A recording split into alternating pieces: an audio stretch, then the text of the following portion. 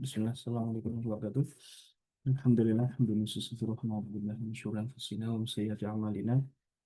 May yahdihillahu fala mudilla lahu wa may yudlil fala hadiya lahu. Asyhadu an la ilaha illallah wahdahu la syarika lahu wa asyhadu anna Muhammadan abduhu wa rasuluhu la nabiyya ba'dah.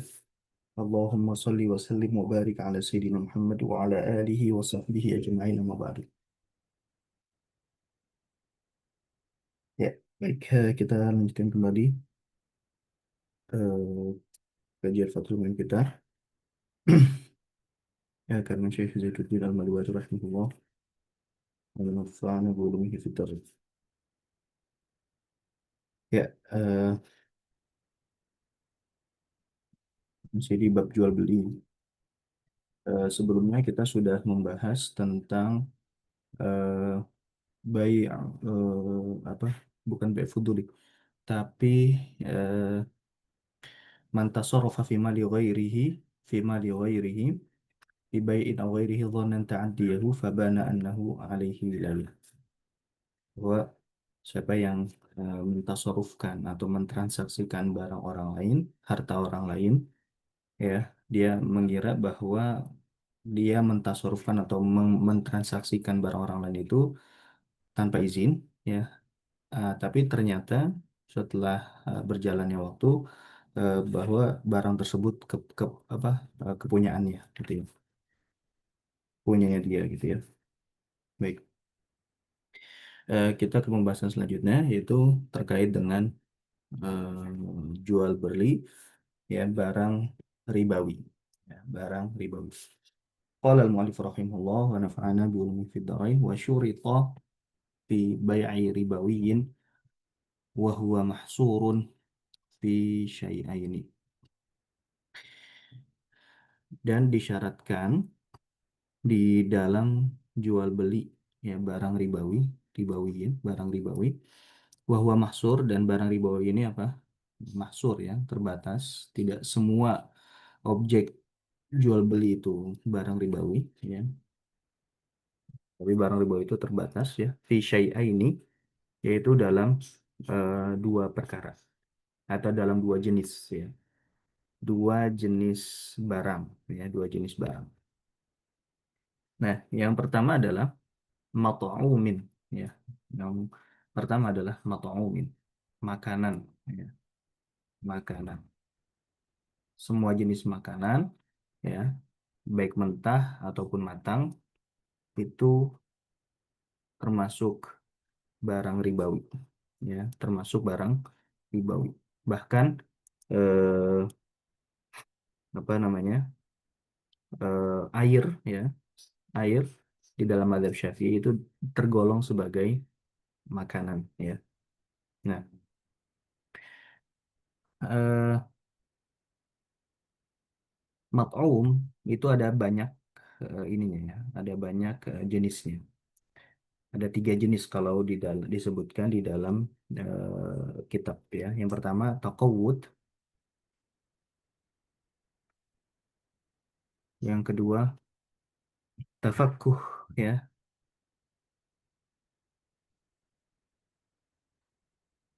dan yang ketiga adalah tadawin, ya. Tadawin.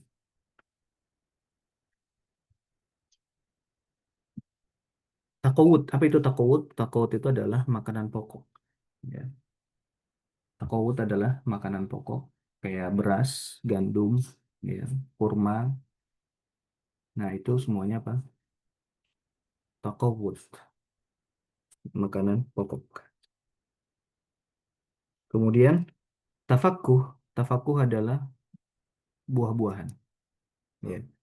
Segala macam buah-buahan, ya, kayak jeruk, kayak apel, ya. Itu semuanya masuk ke makanan juga. Kemudian tadawin atau obat-obatan, ya, obat-obatan, segala macam obat-obatan itu apa, termasuk juga makanan. Ya, obat-obatan termasuk juga makanan. Nah, dan kemudian juga tadi air, ya,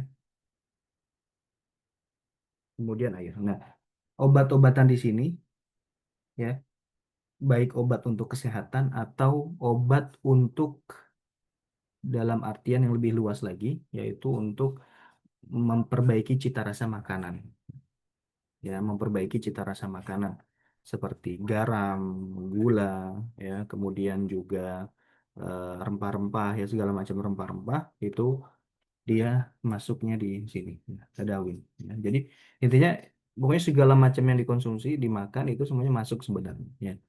Cuma eh, Madzhab Syafi'i itu menggolongkannya menjadi tiga macam ini: takawud, makanan pokok; tafakuh, itu buah-buahan; kemudian apa? eh, kemudian tadawin, ya, obat-obatan, baik obat untuk kesehatan atau obat untuk makanan itu sendiri, itu untuk menambah cita rasa makanan.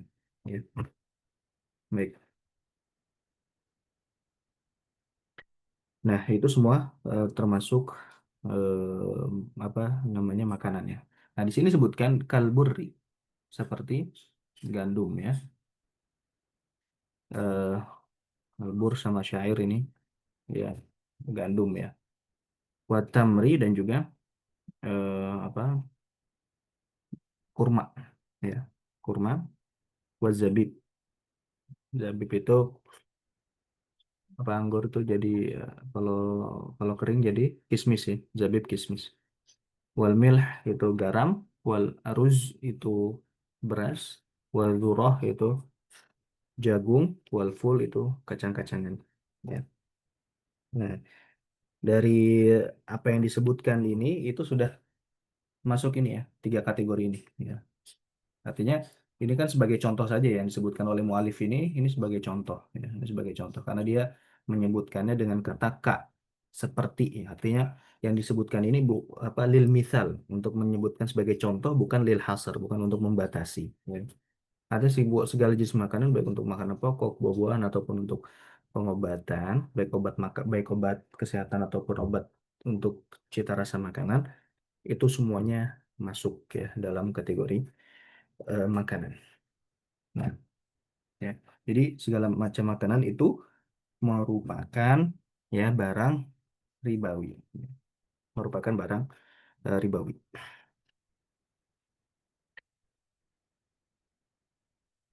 Nah, kemudian itu yang pertama, ya. Jenis pertama itu makanan. Yang kedua adalah wanakdin. Yang kedua adalah jenis apa, barang ribawi yang kedua adalah wanakdin, yaitu eh, nakdin itu uang, ya, uang tapi pada zaman dahulu, ya.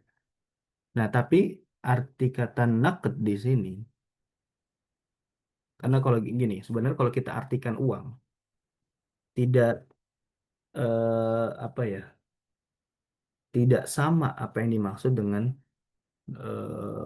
mazhab Syafi'i, ya, karena uang itu kan, kalau kita definisi uang itu adalah, ya, sebagai alat transaksi yang diresmikan oleh lembaga otoritas, ya, sebagai oleh oleh lembaga otoritas. Nah, alat tukar yang diresmikan oleh lembaga yang memiliki otoritas, ya, dalam kaitan dalam hal ini adalah negara, ya.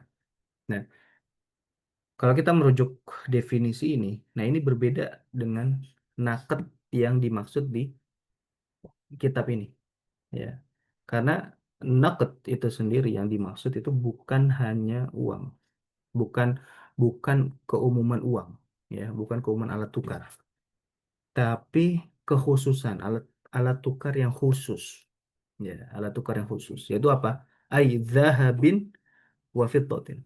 Ai zahabin wa fiddatin itu emas dan perak. Nah, jadi nakad di sini itu hanya terkhusus kepada emas dan perak. Ini kalau kita bicara mazhab Syafi'i, ya. Nanti dalam mazhab Syafi'i, ya, kan memang yang disebutkan di hadis itu kan az-zahabu bil-zahab wal fiddatu bil fiddah, ya. Nah, itu kan cuma disebutkan emas dan perak saja. Emas dan perak. Segala macam bentuk emas, ya. baik emas murni ataupun emas perhiasan, baik perak murni ataupun perak perhiasan, baik emasnya emas mata uang seperti dinar, atau bukan, atau non mata uang, ya. Perak pun juga sama, ya, baik peraknya ini sebagai mata uang seperti dirham atau perak yang lain, ya, perhiasan tadi, ya, ataupun non perhiasan perak murni, ya. Nah, makanya di sini disebutkan walau ghairu madrubaini, walaupun dalam bentuk bukan uang, madrub, ya. Madrub itu eh, kan di emas dipukul-pukul supaya dicetak, ya. Walau ghairu madrubaini, walaupun tidak dicetak sebagai uang, walaupun tidak dicetak sebagai uang, kahuliyin wa tibrin, ya, seperti perhiasan, ya, seperti perhiasan. Nah, perhiasan, nah, itu masuk dalam kategori naked. Makanya kalau kita terjemahkan naked artinya mata uang, maka nanti tidak make sense dengan bahwa emas, apa, emas yang dimaksud itu apakah cuma emas bagi mata uang saja atau emas secara keumuman, ya. Nah, makanya di dalam mazhab Syafi'i, ilat daripada ilat riba emas dan perak itu, ya, dia itu adalah eh, ini, ya, apa namanya, zahabiyatul athman, ya, ya, al athman atau ghalabatul athman, ya, ghalabatul athman. Nah, tapi dia sifatnya ini apa? Ilat, apa namanya? Ilat lazimah, apa, ilat, ilat yang dia tidak bisa dikiaskan, ya, ilat yang tidak bisa dikiaskan.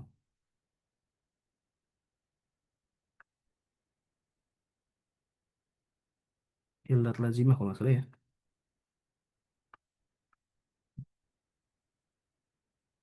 Bentar, saya cek dulu, apa? Saya khawatir tertukar ini istilahnya.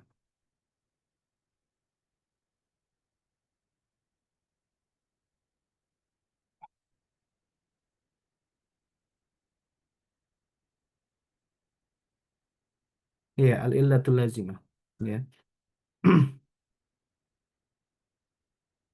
Salah. Al illatul qasirah, ya. Al illatul qasirah. Apa itu al illatul qasirah? Ilat yang tidak bisa dikiaskan kepada yang lain, ya, jadi orang lain, apa, benda lain itu tidak bisa dikiaskan dengan ilat ini, karena ilat ini hanya terbatas di barang itu saja, ya, beda dengan al illatu al muta'addiyah, ya, ilat yang bisa eh, barang, apa, barang lain itu bisa disetarakan dengan eh, barang yang ada di dalam teks karena ada ilat yang sama, ya. Nah, jadi eh, emas dan perak yang ada di dalam hadis itu menurut mazhab Syafi'i ilatnya adalah ilat qasirah. Sehingga emas dan perak itu sajalah sebagai barang ribawi. Artinya, jika misalkan ada mata uang, ya, ada mata uang yang non emas dan perak, maka dia tidak bisa disamakan dengan emas dan perak itu sendiri, ya. Emas dan perak itu sendiri, ya. Eh, apa namanya? Sering disebutkan, ya. Sering disebutkan di banyak kitab, ya. Kalau misalkan ada apa namanya filsun, filsun itu fulus, ya. Fulus itu adalah mata uang yang non emas dan perak, misalkan terbuat dari tembaga, besi, ya, tembaga dan besi, tembaga dan besi. Dikatakan di banyak kitab, kalau misalkan tembaga yang mata uang terbuat dari non emas dan non perak ini, ya, jika dia rojat rawajat zahabi wal fiddah, nah, dia apa? mata uang ini banyak sekali dipakai, ya, sehingga mengalahkan, bahkan sampai mengalahkan emas dan perak itu sendiri, tetap tidak dihukumi apa sebagai barang sebagai barang ribawi, ya, sebagai barang ribawi.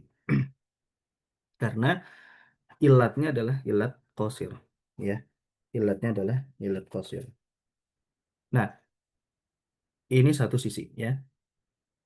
Jadi di dalam madzhab Syafi'i ilatnya ilat qasir. Tapi ada, ya, ulama di luar madzhab Syafi'i, ya, Hambali, ya, ulama madzhab Hambali yang menyatakan bahwa ilat emas dan perak itu di situ ilatnya adalah muta'addiyah, sehingga mata uang yang lain, ya, mata uang lain yang tidak terbuat dari emas dan perak juga bisa disamaratakan, samakan dengan atau dikiaskan dengan emas dan perak itu sendiri, ya, karena ilatnya adalah al-athman ats-tsamaniyah, ya, ats-tsamaniyah atau mata uang,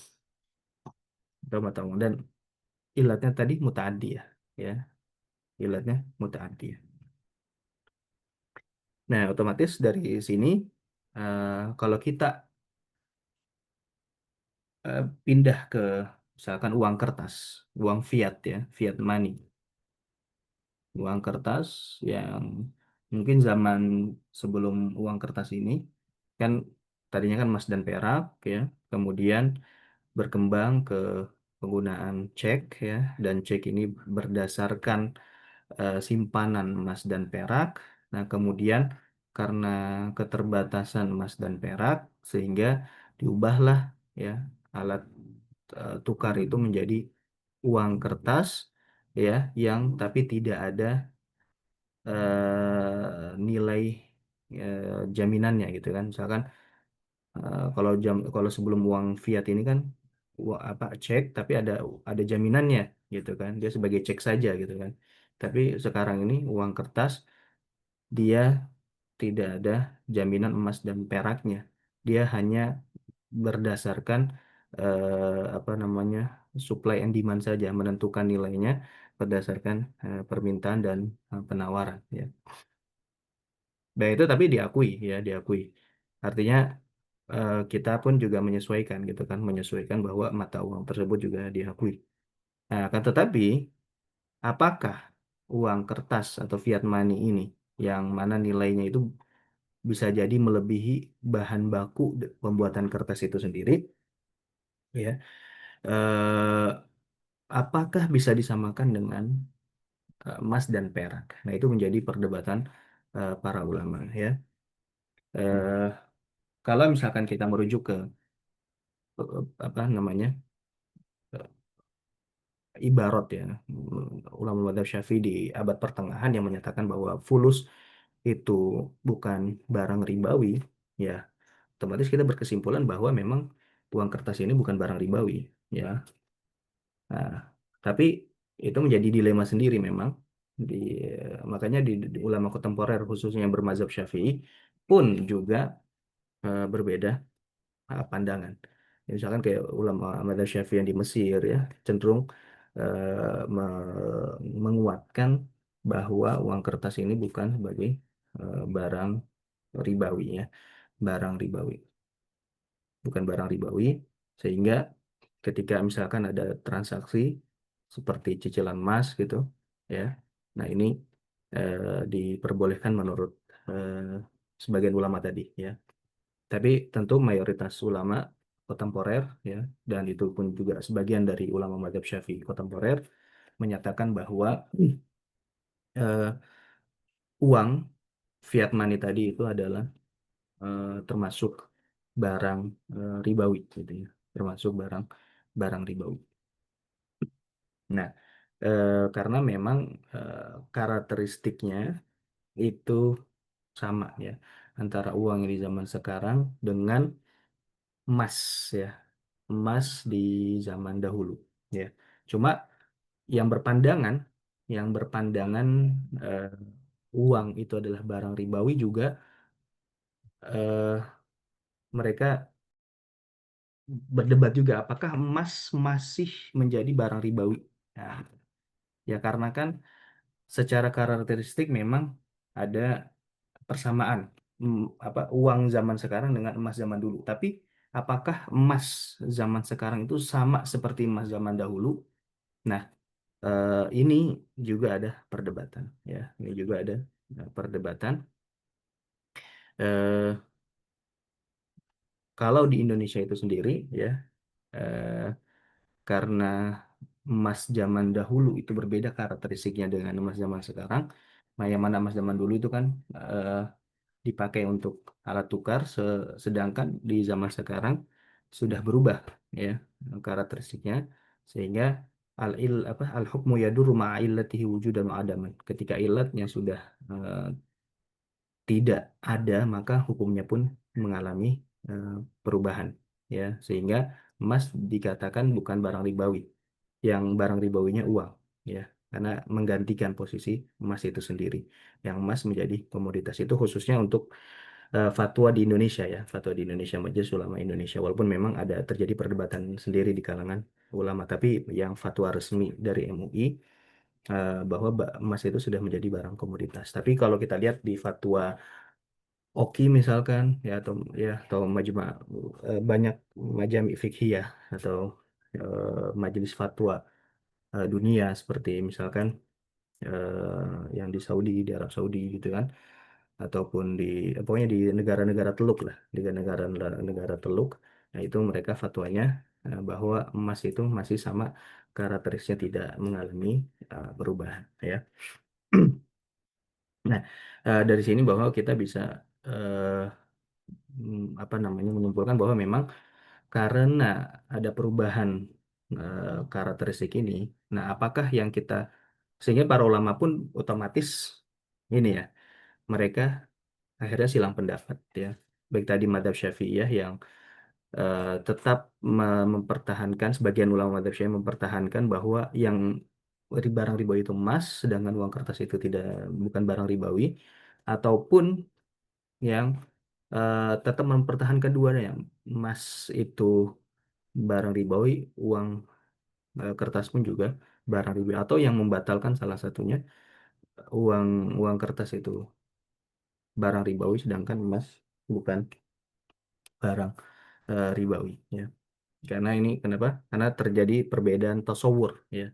Karena kan fatwa itu ya al hukmu apa namanya? eh, far'un an tasawwurihi. Jadi hukum itu berdasarkan bagaimana kita melihat permasalahan itu sendiri. Bagaimana kita gambaran kita terhadap masalah itu ya. Kalau sudut pandang kita berbeda, otomatis kesimpulan hukumnya pun juga berbeda ya. Kesimpulan hukumnya pun juga berbeda ya. Ya, kalau misalkan kita mau kehati-hatian ya, kita ambil pendapat yang tadi ulama yang di negara Teluk ya, bahwa memang baik uang emas, uang kertas ataupun emas itu adalah barang ribawi, sehingga cicilan emas ya segala macamnya itu tidak diperbolehkan. Tapi bukan berarti kita pun juga eh, serampangan dalam menerapkan pendapat ini untuk orang lain ya, untuk orang lain. Eh, ya, kita bisa menyarankan, tapi kita tidak bisa memaksakan ya. Kita tidak bisa memaksakan. Apalagi fatwa yang dipakai di Indonesia itu adalah yang membolehkan untuk cicilan emas ya, di bank syariah ataupun di ya lembaga keuangan syariah itu diperbolehkan, baik di bank syariah ataupun di yang lainnya gitu ya. Baik, saya dipahami ya. Kahuliyin wa tibrin. Bijin sihi kaburin biburin wa zahabin bidzahabin. Nah, kalau nah dari kita tadi ini ya, barang ribawi terbagi menjadi dua, ada makanan, ada mata uang atau emas dan perak ya. Nah, kalau eh, jual belinya dengan sistem barter tentu ya, dengan sistem barter, jual beli itu, barter itu apa namanya? Ya merupakan jual beli juga kan. Karena pertukaran harta dengan harta. Kemarin kita sudah bahas di definisi jual beli adalah pertukaran harta dengan harta. Nah, kalau misalkan pertukarannya ini ya sama jenisnya, ya, sama jenisnya.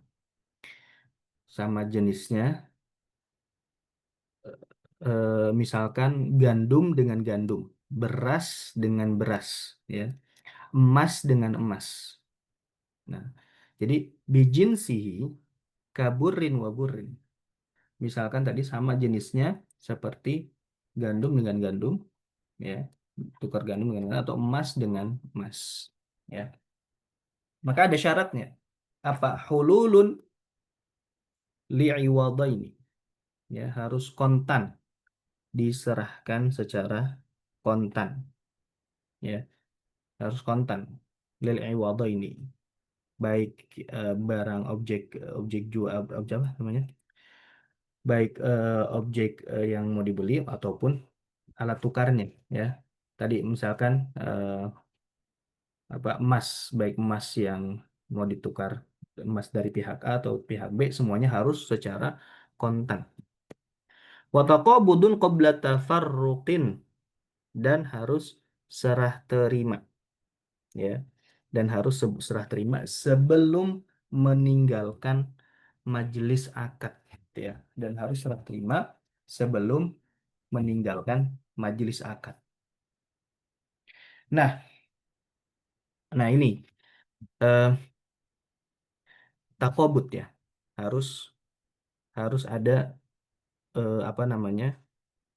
Serah terima sebelum meninggalkan majelis akad. Nah, serah terima ini, apakah serah terima ini memiliki, ya, memiliki perkembangan? Definisi serah terima itu apakah memiliki perkembangan atau dia hanya terbatas pada serah terima fisik saja, serah terima offline saja? Apakah serah terima online itu bukan dikatakan sebagai serah terima? Nah, ini definisi serah terima atau takobut ini apakah mengalami perkembangan atau tidak? Ya, ini pun juga harus dibahas, ya. Ini pun juga harus dibahas. Apakah serah terima itu dia hanya dikatakan serah terima kalau itu terjadi secara offline, atau bisa dikatakan serah terima juga kalau itu terjadi secara online, ya, terjadi apa? Secara online. Nah, ini pasti pasti dari sini akan ada silang pendapat, ya. Enggak, serah terima itu harus offline, satu majelis, ya, ketemu muka dengan muka. Nah, tapi kalau kita lihat perkembangan zaman sekarang itu seakan-akan dunia itu ada di genggaman kita, kan? Kita bisa interaksi dengan orang yang jauh di sana, gitu, ya. Kita transaksi dengan orang yang beda negara, gitu kan? Nah, apakah bisa itu dikatakan sebagai serah terima juga? Misalkan serah terima tadi online, ya. Jadi ada misalkan marketplace yang kita katakan, ya, kredibilitasnya itu tinggi dan apa namanya, dan memiliki legalitas yang jelas, dan ini dia apa, legalitas ini dijamin oleh negara, misalkan, ya, oleh negara. Apakah ketika misalkan kita sudah terjadi transaksi di situ, eh, apakah ini tidak bisa dikatakan sebagai serah terima? Ya, serah terima artinya gini, kita sudah menguasai atas atas emas yang dia jual, ya. Kita sudah menguasai secara legalitas, ya. Menguasai secara apa? Legalitas. Belum menguasai fisik memang, tapi kita sudah menguasai secara legalitas. Artinya ketika dia membatalkan apa? Artinya ketika dia membatalkan, kita berhak untuk menuntut. Artinya ketika dia misalkan tidak menyerah terimakan secara fisiknya ke kita, eh, kita juga berhak untuk menuntut.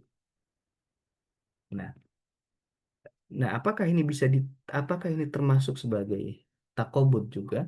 Nah, ini tentu perlu ijtihad, ya, perlu ijtihad. Tapi hemat saya, ya, hemat saya, kalau seandainya itu sudah kita sudah menguasai secara legalitasnya, Kalau menurut saya hematnya kalau misalkan kita sudah menguasai secara legalitas itu sudah takobut ya.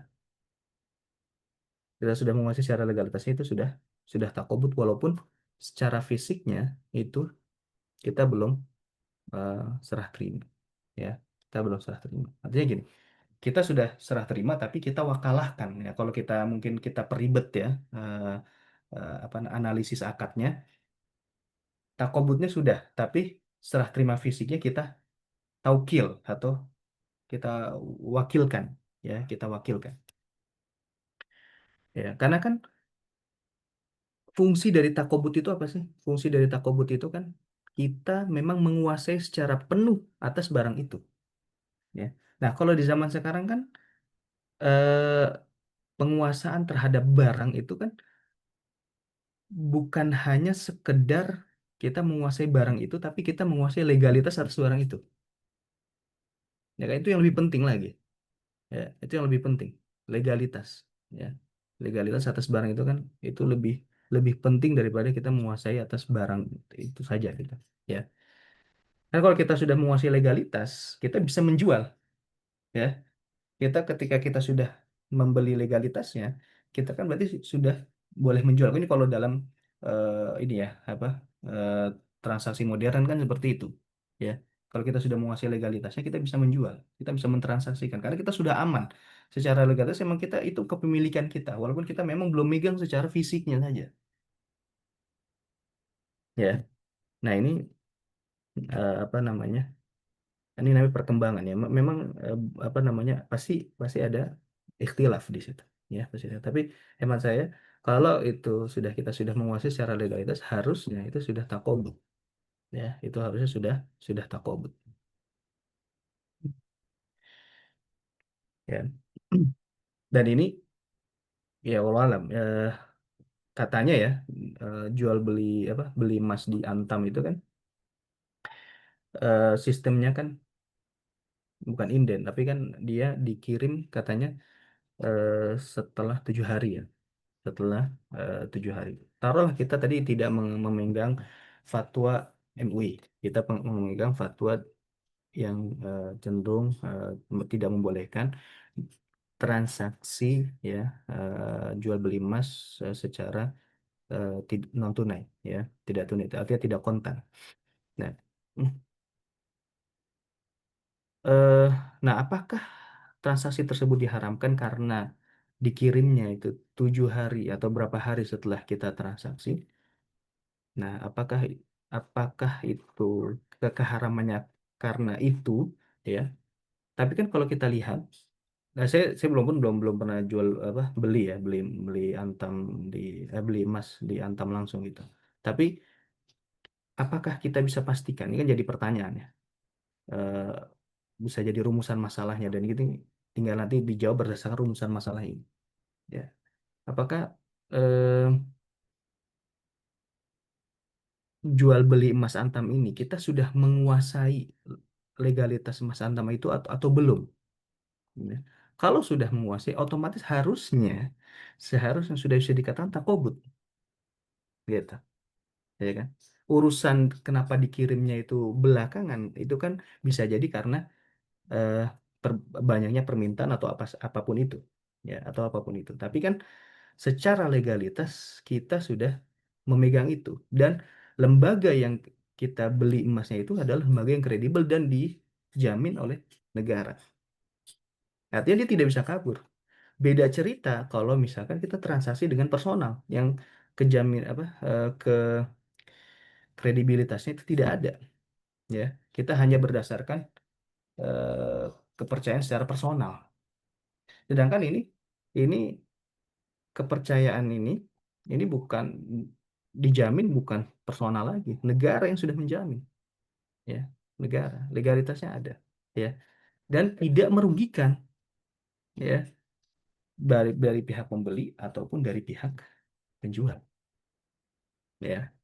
Nah, sehingga ini perlu di ini ya, dijawab nih rumusan masalah ini. Kalau misalkan, oh ya kita sudah menguasai atas legalitas tadi, seharusnya jawabannya itu diperbolehkan karena ini sudah apa takobut ya.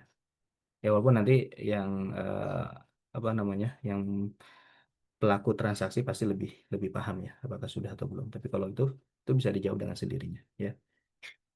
Baik. Walau taqabadal ba'd sahha fihi faqat.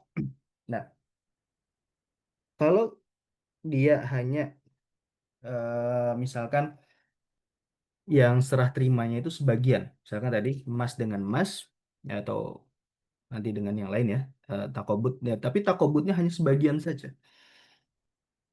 Yang tadinya apa, 1 gram emas, tapi yang satunya lagi dia baru bisa mendatangkan setengah gram emas. Nah, di sini namanya tafriqus safqah, disebut dengan tafriqus safqah. Ya, tafriqus safqah membedakan antara akad yang sah dengan akad yang batal. Ya, jadi kita tidak membatalkan otomatis seluruh akadnya. Ya, tapi yang kita batalkan adalah sebagian saja. Ya, yang kita batalkan itu sebagian saja. Jadi karena ini bawa 1 gram, yang pihak A bawa 1 gram, pihak B cuma bawa setengah gram. Oh, otomatis ya udah, yang kita sahkan di majelis akad itu adalah yang setengah gram, sama-sama setengah gram. Setengah gramnya lagi nanti kalau dia sudah bawa setengah gram juga. Ya, itu namanya tafriqu as-safqah, membedakan ya antara mana akad yang sah dengan akad yang batal. Jadi tidak eh, secara include gitu ya, gara-gara wah ini ada potensi pembatalan akad akhirnya semuanya dibatalkan, enggak ya. Selagi kita bisa mensahkan maka itu harus ditafrik, ya harus ditafrik, harus dibedakan mana nih yang bisa kita sahkan, yang tidak bisa maka kita batalkan ya. Baik, kemudian wa mumatsalatun bainal iwadhaini yaqina, dan harus sama nominalnya antara dua apa tadi, dua barang tersebut ya. Dua barang tersebut harus sama secara yakin ya. Bikailin fi makilin, baik eh, jika ukurannya adalah volume maka harus sama secara volume. Beras dengan beras ya, ada pertukaran beras ya. Oh, saya mau beras apa namanya, beras mati. Saya mau beras Cianjur ya. Nah, karena ini sama sejenis ya, maka nilainya harus sama. Ya, nilainya harus sama. Seliter misalkan dengan seliter. Ya, kailin fi makilin ya. Volume di, kalau misalkan memang ukurannya secara volume. Wa waznin fi mauzunin. Kalau diukur secara timbangan maka harus ini juga harus sama, 1 kilo dengan 1 kilo gitu kan. Wadzalika liqaulihi sallallahu alaihi wasallam, karena itu berdasarkan sabda Nabi Muhammad sallallahu alaihi wasallam, la tabi'u dzahaba bidzahabi. Ya, janganlah kalian menjual emas dengan emas, walal wariqa bil wariqi, ataupun perak dengan perak, walal burra bil burri, ataupun gandum dengan gandum, walal syaira bis syairi. Ya, gandum juga, cuma eh, saya tuh kadang agak agak apa namanya, rancu ya antara bur dengan syair. Intinya semuanya sih gandum ya. Cuma karena kita jarang makan gandum jadi perbedaannya agak agak rancu ya. Walat tamro bit tamri, ataupun eh, ini ya apa, kurma dengan kurma, walal milhi milha bil milhi, atau garam dengan garam, illa sawaan bisawam, kecuali yang memang harus sama, ainan bi ainin ya, harus apa, kontan ya, dan biadin, dan harus but atau serah terima ya. Oke, ada yang nanya silakan. Izin tanya, Ustaz. Ya, silakan. Eh, apakah boleh mm, me- eh, jual beli barang ribawi ini yang tadinya sebenarnya diukurnya dengan volume gitu, tapi Hmm. kita ubah ukurannya menjadi timbangan. Kayak Hmm. misal eh, beras kan biasanya pakai liter gitu, terus Ya. di kita ukurannya kita pakai kilogram gitu. Nah, itu Hmm. apakah meskipun beratnya sama, itu Hmm. apakah dibolehkan? Ya. Eh, Kalau dalam masalah ini sebenarnya yang jadi acuan kalau dalam madhab Syafi'i itu ketat ya. Dia tuh berdasarkan apa yang terjadi di zaman Rasulullah. Jadi kalau ketika zaman Rasulullah itu diukur dengan volume, maka nggak boleh diukur dengan timbangan gitu. Ya. Kalau misalkan tadinya diukur dengan timbangan, tidak boleh diukur dengan volume. Ya. Tapi eh, ya tadi sih apa namanya, inilah eh, apa khususnya karena ini perkara muamalat ya, jadi sebenarnya mengalami pergeseran. Yang tadinya mungkin masyarakat itu seringnya pakai volume, ya akhirnya pakai volume, ya pakai timbangan. Tapi ala kulihal sih, kalau madzhab Syafi'i kan tadi ya, yang tadi dia tuh mengacunya pada eh, apa yang terjadi di Madinah pada waktu itu, ya, yang terjadi di Madinah pada waktu itu, pada zaman Nabi Muhammad SAW. Ya, tapi kalau kita sekarang ya, apa yang terjadi di masyarakat. Kalau misalkan memang yang sering yang dipegang itu adalah volume, maka pakai volume. Kalau yang sering pegang itu pakai timbangan. Tapi ala kulihal sih gini, baik volume ataupun timbangan, ya, yang pada intinya tidak merugikan lah, ya, tidak merugikan salah satu pihak. Makanya kembalinya ke eh, adat ya, ke kebiasaan. Kalau misalkan kebiasaan masyarakat itu pakainya volume dan itu normal, ya pakai volume. Tapi kalau misalkan pakai timbangan, ya pakai timbangan. Jadi kembalinya ke adat kebiasaan. Tapi kalau kita mengacu pada mazhab Syafi'i, ya kita kembalikan dulu dulu ini diukurnya pakai apa? Dulu diukurnya pakai apa? Wallahu taala a'lam. Ya, Oke, ada lagi oke. mungkin? So, Hmm, ya.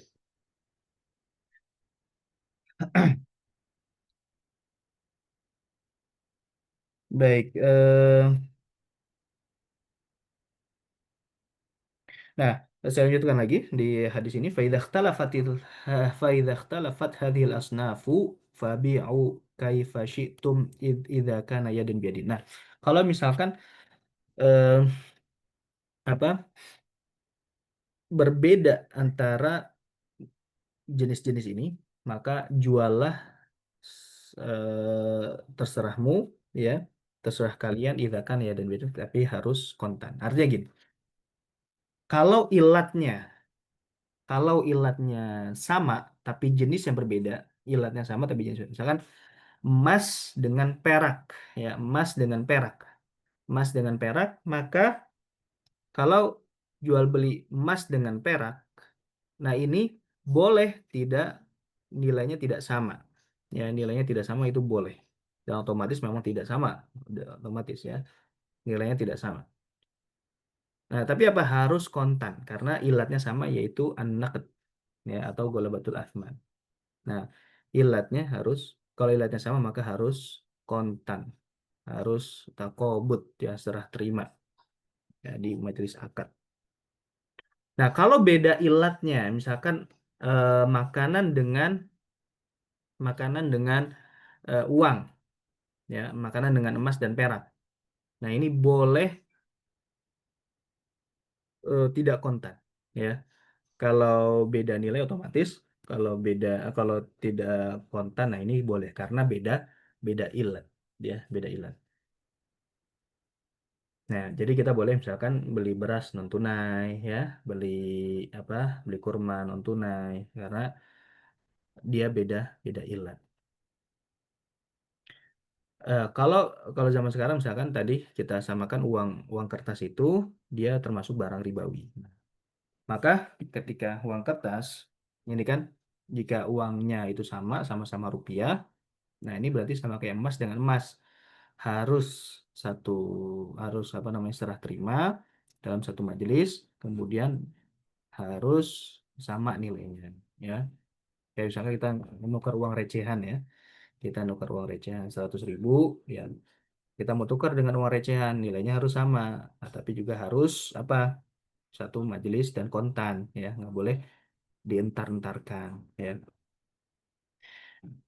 Kalau jual beli valuta asing, nah, jual beli valuta asing, nah dia eh, dia kan otomatis nilainya bisa berbeda, boleh berbeda, tapi harus kontan. Nah, kontan di sini, khususnya jual beli valuta asing ini, kadang itu ada keterlambatan.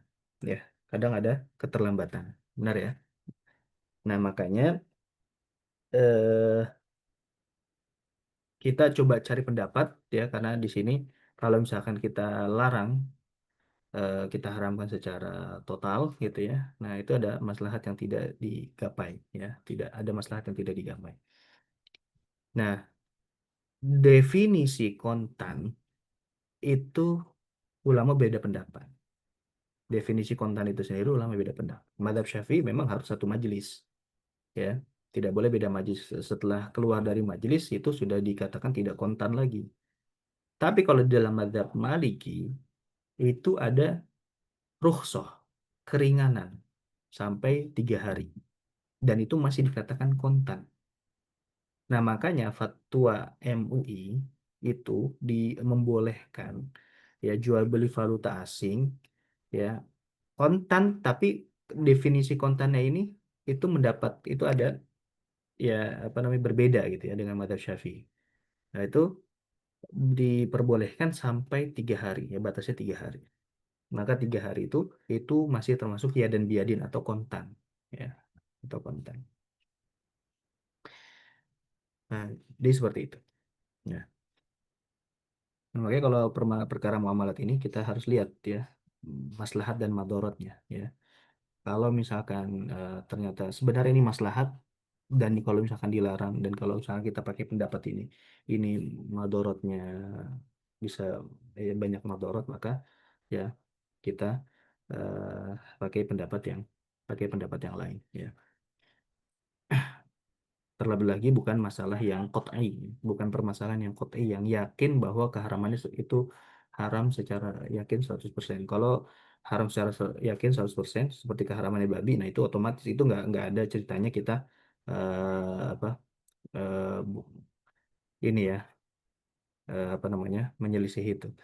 Nah, tapi kalau keharamannya itu masih dhonni ya, terlebih lagi kalau misalkan kita compare dengan teori maslahat dan madorot, nah ini maka kita bisa memakai pendapat yang bisa lebih mendatangkan maslahat yang lebih banyak ya.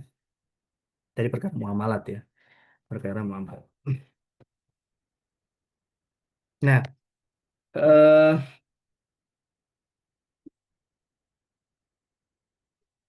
baik, selanjutnya qala Rafi, berkata Imam Rafi, wa min lazimihi al-hulul ay ghaliban fayabtulu bai'u ribawi bi jinsihi juzafan aw ma'a dhanni mumatsalatin wa in kharajata sawa'an. Nah, berkata Imam Rafi'i, dan konsekuensi dari kata harus kontan ini, maka batal jual beli barang ribawi yang sejenis itu secara juzaf. Secara juzaf itu borongan. Ya, juzafan itu secara borongan. Artinya tidak diketahui secara pasti apakah sama atau tidak. Itu juzaf ya, jual beli juzaf. Atau jual beli apa namanya borongan.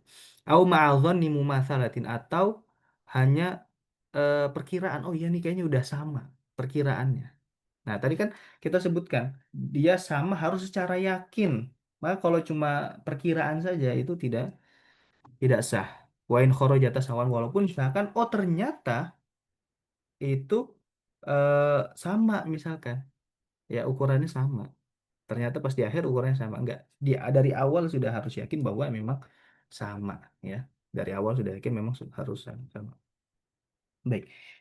Eh kemudian eh nah ini yang tadi sudah dijelaskan, wa syurita fi bai'i ahadihima bi ghairi jinsihi wa tahada fi illati riba ka burrin wa sya'irin wa dhahabin wa fiddatin bi fiddatin hululun wa taqabud. Nah, dan disyaratkan juga jika jual beli salah satunya tapi tidak sejenis, tapi dia satu ilat seperti tadi gandum bur dengan gandum syair ya, atau emas dengan perak, maka apa harus kontan dan serah terima dalam satu majelis ya. Baik, silakan. Ada dua satu. Hmm. Yang pertama kan di sini Nabi membedakan antara gandum syair dengan bur. Hmm. Nah, apakah itu berkonsekuensi juga di zaman sekarang. Misalnya Hmm. eh, kalau beras basmati itu dibedakan dengan beras rojo lele gitu misalnya, atau beras Jepang, kan itu sebenarnya eh, beda jenis beras ya Seth. Apakah itu dikiaskan juga dengan yang dengan Enggak sih. air? Kayaknya enggak kayaknya. Karena kalau bur sama syair emang beda sih secara ininya ya. Dia karakteristiknya emang beda kan? Oh gitu. Nah, jadi karakteristiknya emang udah beda. Kalau kalau beras mati dengan rojo lele yang kayak tadi, itu kan karakteristiknya masih sama, cuma beda kualitas aja. Nah, kemudian Seth, di sini kan hmm, au ma'adhanin masalah wa in kharajata sawaan gitu Seth. Hmm. Nah, bagaimana kalau sebaliknya Seth? Jadi di awal yakin Hmm. masalah, tapi ketika Hmm. setelah itu Oh ternyata malah nggak ada masalah. beda gitu. Ya, kalau sebaliknya maka berlaku kaidah yang apa namanya la ibrata bi dhannil bayyin khata'uh. Artinya yang tadi yakin sebenarnya belum yakin berarti itu salah ini aja salah persepsi gitu. Dan kan kalau dalam perkara dalam perkara muamalat itu yang diambil adalah realitanya ya realitanya. Pengecualian ini sih sebenarnya ini pengecualian kan dia harus yakin di awal ya walaupun nanti di akhir ternyata apa sama gitu kan. Nah, tapi kalau kebalikannya sebelumnya yakin, tapi setelahnya oh ternyata tidak sama. Nah, maka kembali ke kaidah yang sudah kita lagi bahas, ya, kembali ke realita beberapa perkara muamalat itu merujunya ke realita, ya berarti tidak sah, ya, tidak sah. Konsekuensinya maksudnya kan sebenarnya ketika di Hmm. awal itu Hmm. udah tidak ada riba gitu Seth. Terus ketika ternyata di akhir mungkin setelah serah terima Ah, itu akhirnya ada beda. Nah, apakah hmm. Nah, si perbedaan ini harus ada yang dibayar lagi atau ada iya, yang iya dikurangi atau betul. gimana? Jadi apa namanya? Ketika misalkan eh, kelebihannya itu ya tafriqus safqah lagi nanti ya yang lebihannya itu di salah satu pihak itu dibatalkan gitu imma dia apa orang yang menyerah apa yang ngasih kurang itu ngasih atau yang kelebihannya itu dibatalkan tapi yang sudah sama itu apa tetap tetap sah. Jadi tafriqus safqah aja. Jadi tidak dibatalkan secara keseluruhan, ya. Jadi yang lebihannya ini apakah mau dibayarkan atau tidak gitu. Kalau tidak berarti kan dikembalikan. Hmm, Nah, gitu dia tinggal nambahin kurangnya aja saat kalau misalnya betul, dibeli. betul. Oke. Ya, Jadi Seth. itu apa konsep tafriqus safqah. Intinya kalau yang kayak tadi bisa bisa untuk disahkan udah pakai tafriqus safqah. Yang masih bisa disahkan kita sahkan, yang yang batal, nah tadi ya kita tinggal kita sahkan tadi kan. Oh yang lebihan ini kan harusnya batal nih, kembali ke pemilik sebelumnya. Nah, tapi kita mau tetap tetap ngambil kelebihannya ini, yaitu kita bayar bayar kelebihannya. Ya. Oke. Nah, la mumasalah ya. Kalau tadi beda secara jenis tapi sama ilatnya tidak disyaratkan sama tapi harus kontan dan serah terima dalam satu majelis. Bayat tulu baya'ur ribawi bi ghairi jinsihi illam yuqbada fil majlisi bal yahrumul bay'u fi surataini in ikhtalla syartun min syurut ya. Jadi tidak sah haram jual beli yang tadi tidak disebutkan kalau misalkan syaratnya itu tidak terpenuhi ya. Wattafaqu ala annahu minal kabairi liwurudil la'in li'akilir riba wa mukilihi wa katibihi. Dan para ulama sepakat bahwa jual beli ribawi tadi ya yang tidak sesuai dengan syaratnya itu termasuk dosa besar ya karena ada laknat bagi orang yang memakan riba ataupun orang yang memberi makan riba ataupun yang mencatat riba ya. Jadi itu ya. Nah, tapi tentu saja ya jika memang di situ ada perbedaan pendapat ulama, nah, kita ya harus legowo juga ya, harus legowo dan tidak bisa asal judgement gitu ya orang bahwa oh dia ini pelaku dosa besar ya. Enggak ya, karena tadi eh, yang eh, apa namanya yang boleh diingkari adalah yang muttafaq alaih. Yang boleh diingkari adalah yang muttafaq alaih. Adapun yang mukhtalaf fihi, yang perbedaan pendapat ulama di situ, maka kita harus ini toleransi ya.